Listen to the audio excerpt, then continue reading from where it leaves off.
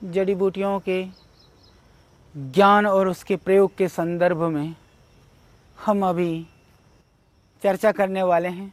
विशाल वृक्ष गुलर जिसको हम बोलते हैं, लगभग सभी ने इसका नाम सुना है। पूरे भारतवर्ष में यत्र तत्र यह वृक्ष प्राप्त होता है। इसका जो बॉटनिकल नाम है फाइकस ग्लोमेरेटा, संस्कृत में इसको नेग्रोध, उदुम्बर, हेमदुग्धा और हिंदी में जिसको गुलर बोलते हैं और मराठी में बोलते हैं इसको उमर, बंगाली में बोलते हैं यगुम्बर, गुजराती में उमरी या उमरो आदि नामों से जाना जाता है। यह भारतवर्ष में लगभग सर्वत्र पाया जाता है। आयुर्वेद में बहुत सारे इसके वर्णन हैं। हम चर्चा कर रहे हैं एक एक जड़ी बूटी के संदर्भ में अनेक अनेक प्रयोग। हमारे घर आंगन के आसपास में जो भी वृक्ष हैं, जो भी क्षुप लताएं हैं, उनमें से हम अधिकतम रोगों में लाभ प्राप्त कर सकें। जो बहुत सारी बीमारियां हैं उनको हम दूर कर सकें, यह हमारा संकल्प है। उसी के तहत अब हम इस गुलर के संदर्भ में, इस फाइकस ग्लोमेरेटा के संदर्भ में हम बात करने जा रहे हैं। तो आइए कुछ रोगों के विषय में, कुछ रोगों के संदर्भ में बात करते हैं। मुख में जब छाला हो जाए, मुख के अंदर जब इन्फेक्शन हो, मुख के रोगों के लिए यह एक बहुत दिव्य औषधि है। इसका जो छाल है, जो मेरे पास है, ये मेरे हाथ में, इस छाल को इस तरह से आप इसको निकाल लें।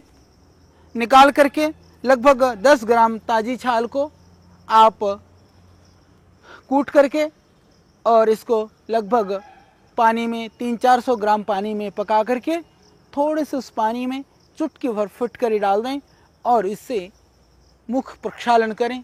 यह मुख के दोषों को दूर करने में एक अचूक, अभूतपूर्व और दिव्य औषधि है।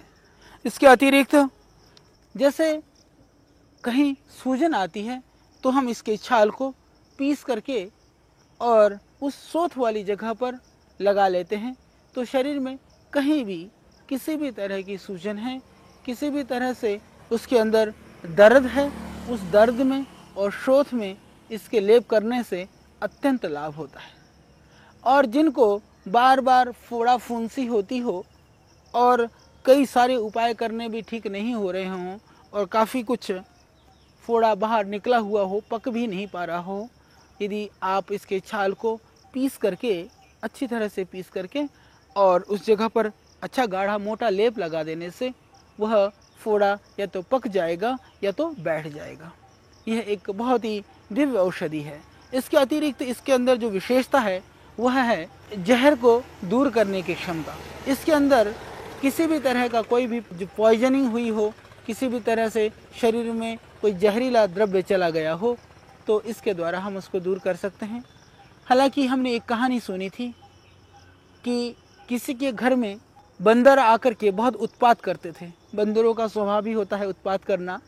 तो जिस क्षेत्र में वो नित्य प्रति यदि जाते हैं, हमने देखा बनारस आदि जगह पर जब हम लोग ठहरते थे, तो बीच में जो बड़े बड़े पुराने विशाल पीपल के वृक्ष हैं कहीं कहीं या दूसरे पेड़ हैं, तो वहाँ सुबह निश्चित समय पर वो पहुँचते हैं, बहुत उत्पात मचाते हैं। तो उसके आसपास में जो रहने वाले लोग हैं बहुत परेशान होते थे।